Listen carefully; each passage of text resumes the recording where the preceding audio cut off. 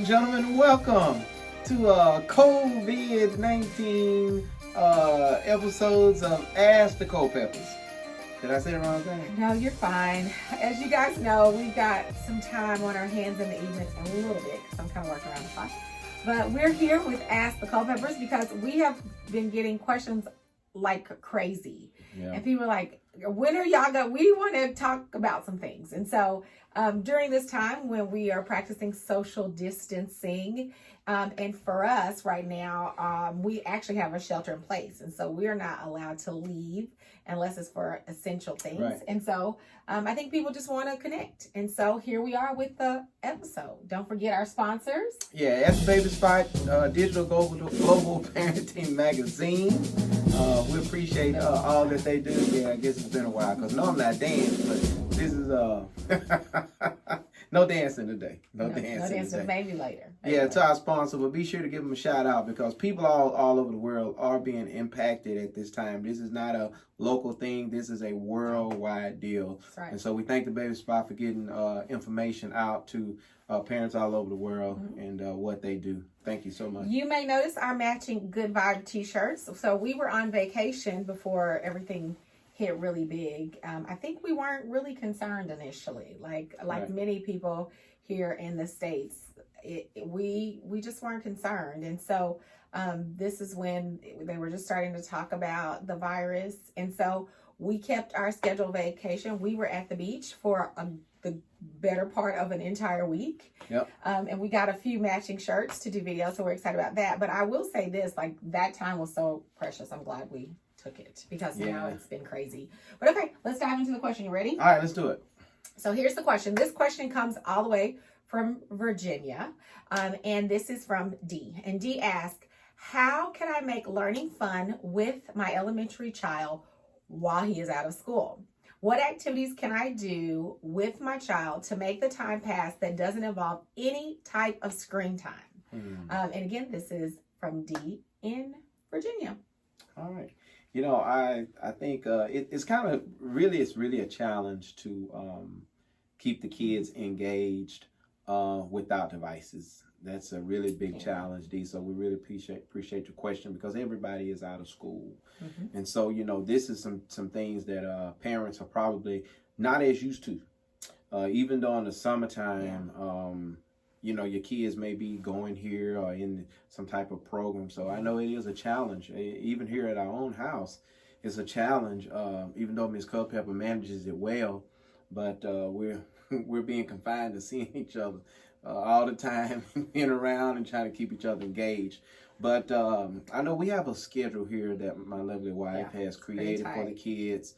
We're getting them out of bed, and we'll show you. We'll post a picture we can do of a that, picture of it, and we'll show you what it looks like. But it's regimented, right? And you know, even though we have the schedule, the big piece is following it, right, and keeping up with it.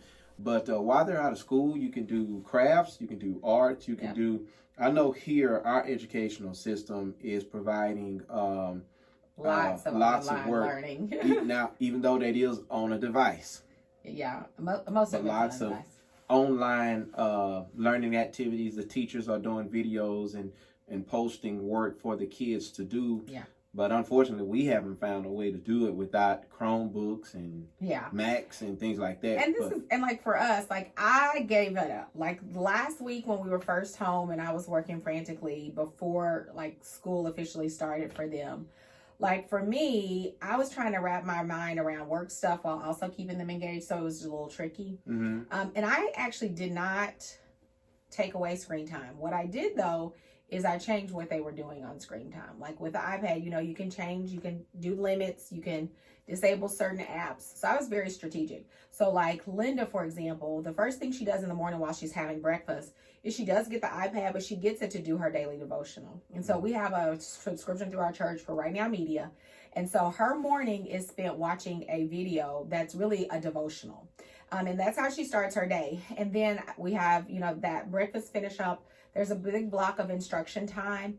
And there's so many things you can do without devices. Now, you may have to go on a device to look, but there are a million ideas of sorting activities, going on a nature walk and collecting things, talking about the characteristics of what you find, like smooth rocks, rough rocks, all kinds of things you can do outside of the home. We do also have built into their day an hour of just creative time. And what that means is no devices. But at our house, we have tons of paint, and we now have Play-Doh, which is for and the a first chalkboard. time. We have super duper huge chalkboard. Bikes out back. We have giant Jenga that stays out back, and a huge Connect 4. So we have lots of games for our kids to play. But what that typically means is we have to be engaged with them, and or they have to be engaged with each other. And so, but we do give them time for all of those things. And for our kiddos, they know if they maintain their schedule all day, they actually do get screen time at the end of the day. And how much screen time they get depends on how tightly they follow their schedule and what they got done. And so that's been a good motivator for us. It's like, if you didn't take care of your business, we take phones early and you just have to be quiet the rest of the day. Well, they want to stay on their schedule. They want to have focus during the day because for them, it is important, especially our teenagers, to have some of that socialization time, even though I know you're talking about elementary. But there are a million things. So I would check out websites like Scholastic. We had a subscription for years to Kiwi Crate. They used to do like the first month or so free. And they actually will send you, or they used to, I don't know how that's going to happen now, but they'll send you activities to do at home, and it comes with a book.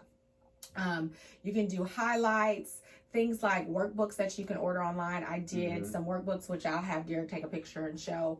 So there are a ton of things. We have a huge family library, and we also have lots of books on audio. And so one of Linda's books that she's doing right now, she's actually listening to it as an audio book.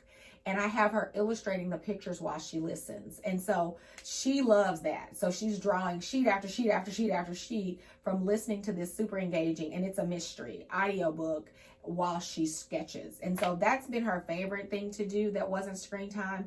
But again, it builds in a little bit of technology, but it's a great way for her to learn and be creative. And so that's the thing. I think just be creative. They're helping cook breakfast, lunch, and dinner. So like they have chores. We gave Christine the job of organizing the kitchen drawers, reorganizing. She did a fabulous job. That took a few hours, but she reorganized all the junk drawers. And if you're okay with them having space to do whatever in the house, you can find a million things. They can clean closets.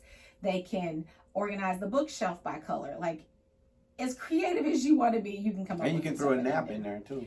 A nap and quiet time is important. Nap and quiet time. And we just call it quiet time. Yeah, because like I said, it's an adjustment for everybody. It is. Because we're used to, being here, but then, going here or going there. And now that's been cut out. So now we do have to be creative in the way that we approach learning and approach each other. So it's been pretty interesting. So we hope that helps you out there, Dee. Hope you can find something for your child to do in some of those sites my wife mentioned, and some of the books and those kind of things, so you all can certainly make the best out of this time. That's right.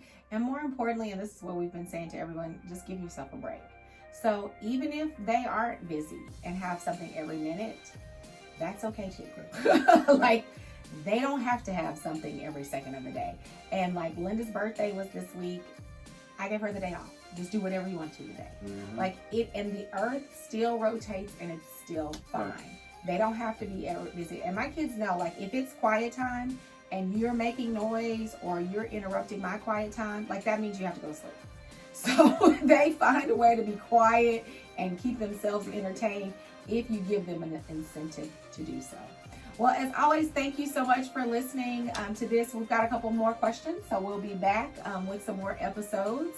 And as always, don't forget to follow us on Facebook, Instagram, YouTube, and the Twitter.